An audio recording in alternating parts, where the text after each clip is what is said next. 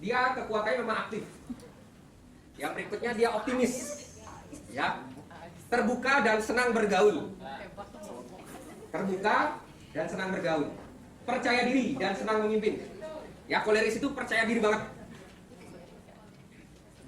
Disiplin dan pengorganisasian yang baik.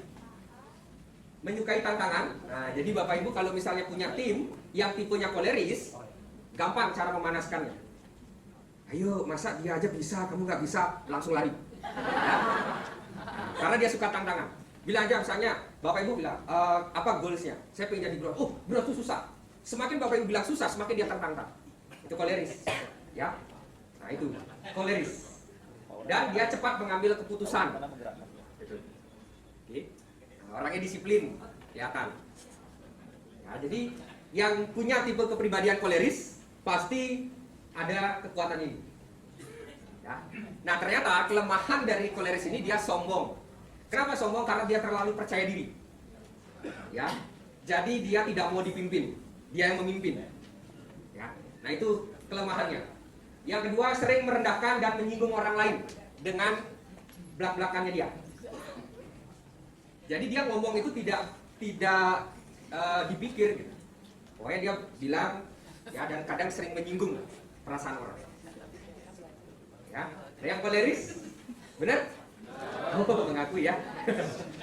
Yang ketiga, berbicara belak-belakan dan sering menyakiti hati orang lain.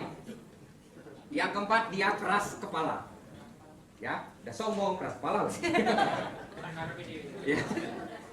Jadi bukan saya bilang oh koleris kejelekannya gini, bukan. Ya, tapi karena setiap tipe punya kelemahan masing-masing. Ya, dan kekuatannya. Oke. Nah, itu koleris. Nah, kelemahannya adalah koleris ini dia takut dimanfaatkan. Itu ketakutan yang paling dia takuti. Nah, terus yang berikutnya, orangnya aktif, suka show, banyak bicara, dan berorientasi pada manusia. Dan dia tidak pernah berpikir apa yang dia omongin, dia omongin. Nggak perlu akan menyakiti apa enggak. Pokoknya dia omongin dulu baru dia berpikir. Ya, pokoknya kayaknya kamu nggak bisa. Lama baru dia berpikir, kayaknya saya menyinggung dia deh. Ya, itu kalau yang aktif dan berorientasi pada manusianya. Oke. Nah, ini namanya sanguin. Oke. Sanguin itu kekuatannya apa? Lihat. Sanguin punya kekuatan sangat optimis orangnya. Bersemangat. Wah, tipe-tipe sanguin pasti ketemu jak semangat ya. Apapun masalah tetap semangat. Ya. Selera humor tinggi. Ya. Pokoknya setiap ketemu bisa bikin ketawa, suasana jadi hidup dan meriah dan ramai kalau ada sanguin. Populasi di dunia itu ternyata 11% ya di dunia seorang sanguin ini. Oke. Kaya akan ide, nah ini suka berbicara, membuat suasana meriah. Di mana ada dia pasti ramai. Ya, kalau nggak ada dia nggak ramai suasananya. Kreatif orangnya dan itu memang teman yang menyenangkan. Tapi sanguin ini punya kelemahan. Kelemahannya adalah kurangnya perencanaan. Coba lihat, Bapak Ibu yang tipenya sanguin pasti kamarnya berantakan. Ya, nggak suka rapi. Ya, baru datang. Kan? Ya. Jadi kurangnya dia perencanaan. Kalau misalnya mau pergi kemana, ya kalau mau pergi kemana, orang sanguin ini dia suka yang berwarna. Kalau penampilan suka ngejreng kasar ya, jadi bisa dia pakai warna biru, warna kuning, pokoknya cerah-cerah. Yang pokoknya cerah nggak ada di tipe kepribadian yang lain. Ya, nah, saya tipenya sanguin. Ya, nah jadi baru Bapak Ibu makanya nanti pentingnya tipe kepribadian ini Bapak Ibu pelajari.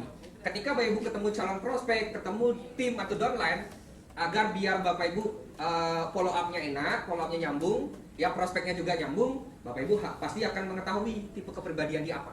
Sanguin ini punya kelemahan tidak disiplin. Pasti orang yang paling ngaret itu adalah sanguin. Janjian jam 1 bisa datang jam 3. Karena itulah orang sanguin.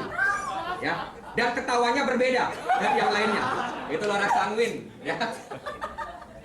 Kelihatan kan? Terus kelemahannya pelupa, ya.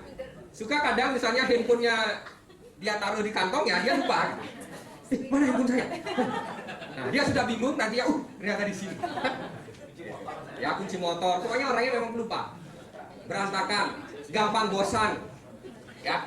Nah, yang punya pacar sanguin, ya gampang bosanan dia, kan? Ya, tidak konsisten dan orangnya pendendam, ya, pendendam.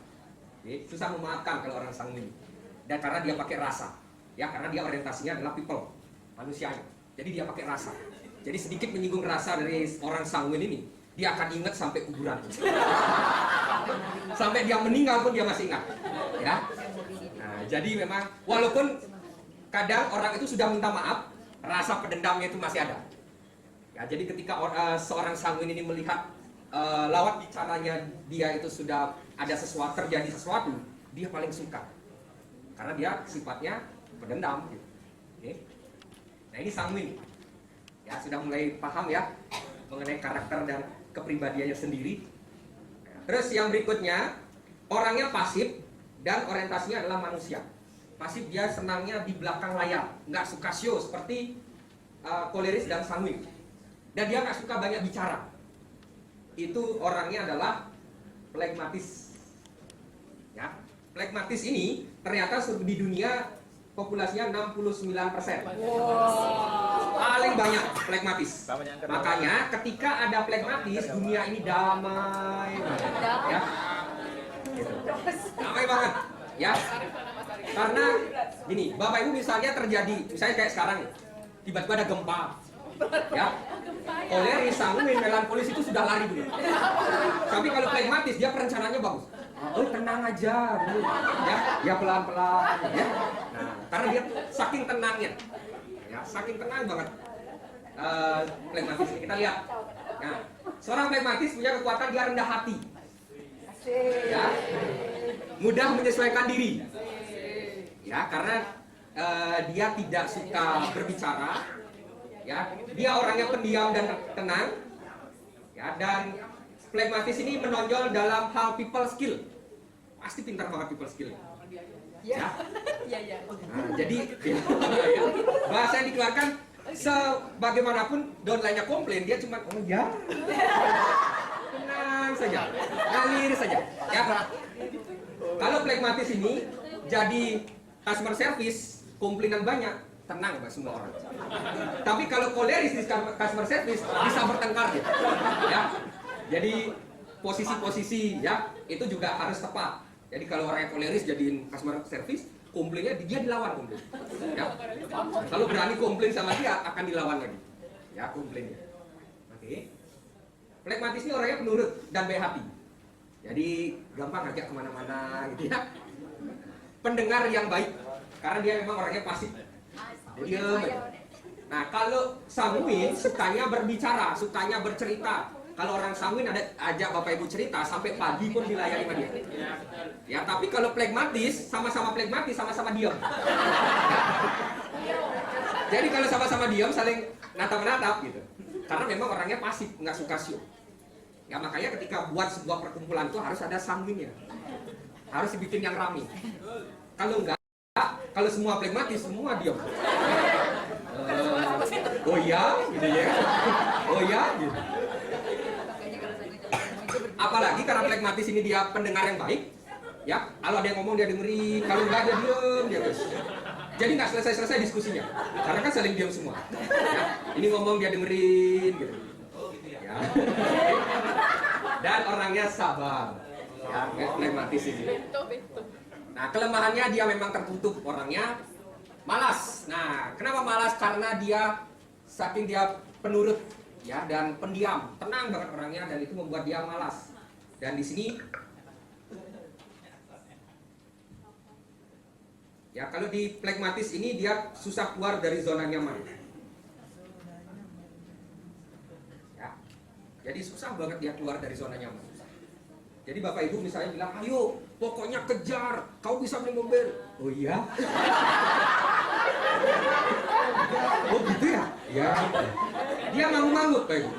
Tapi dia nggak akan ngebut, nggak akan itu, ya nggak akan action terlalu keras sama seperti misalnya sanguin atau koleris gitu. Ya, dia ibaratnya walaupun termotivasi dari apa dia tetap aja, karena dia memang lamban orangnya. Selain malas dia lamban dan kadang sering pasrah. Ya, dia udah misalnya jalan, habis itu targetnya dia ngejar bronze ya, belum bronze, ya nggak apa-apa. Ya, bulan depan kita kejar lagi ya, tenang banget ya. Ya, tapi kalau sanguin nggak boleh.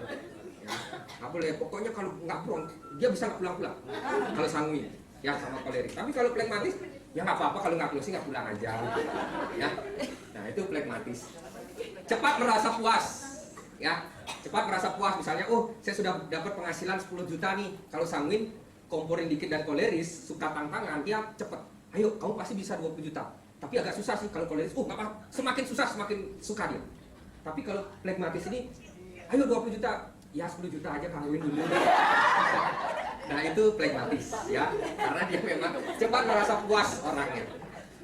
Sulit mengambil keputusan. Nah ini beda dengan koleris. Koleris ini cepat dia ambil sebuah keputusan. Tapi kalau plekmatis dia masih berpikir dulu. Ya, karena dia perencanaannya dia bagus. Oke. Dan pesimis orang. Ayo, pokoknya lagi 20 ID kamu pasti akan naik silver. Oh iya. Kayaknya susah deh. Dia, ya nggak apa-apa bulan ini kalau dapat 2 juga nggak apa-apa. Ya, karena dia tenang banget. Nah itu kalau plekmatis. Nah, orangnya pasif, tidak suka show, tidak suka berbicara di depan umum, sukanya di belakang layar, tapi dia orientasinya terhadap narasi, terhadap pekerjaan. Dia suka data, suka fakta, suka data-data yang akurat. Itulah namanya melankolis. Nah, melankolis itu kekuatannya dia pemikir.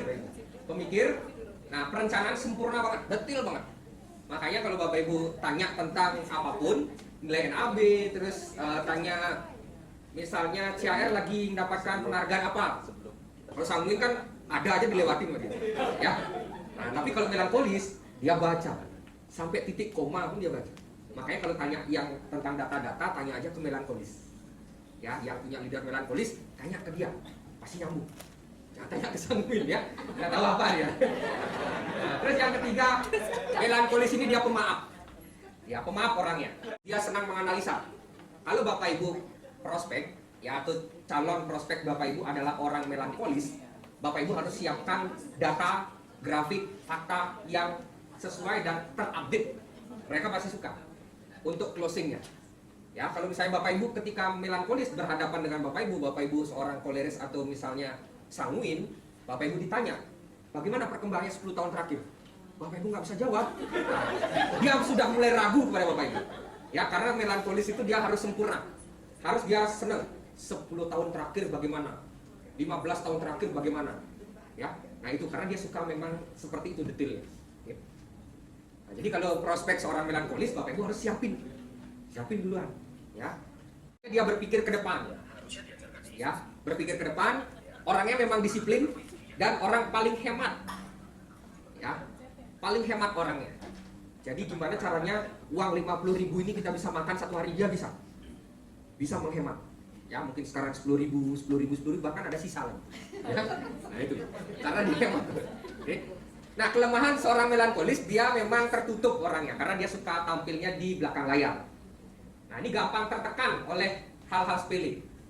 Ya misalnya dia merencanakan sesuatu, seorang melankolis ini dari 1 sampai 5 perencanaannya, 1 tidak terwujud atau tidak terlaksana, itu yang membuat dia kacau hari itu. Wah, pokoknya dia bingung. Padahal itu hanya hal sepele. Ya, karena dia menuntut sempurnaan, detail. Ketiga, membosankan orang melankolis dan kurang menarik. Ya. Jadi, kalau dalam grup itu, misalnya buat sebuah diskusi, dia harus ada, selain ada melankolis, ada plekmatis, memang harus ada koleris dan sanguin ini. Memang biar rame. Kalau enggak, ya kacau diskusi itu ya. Nggak akan ada selesai masalahnya. Nah, lambat orangnya, melankolis dan pesimis. Berhati-hati banget. Jadi kalau saya Bapak Ibu prospek dengan melankolis, tidak bisa dipaksa. Inilah 4 tipe kepribadian Bapak Ibu. Ya, dan Bapak Ibu sudah belajar.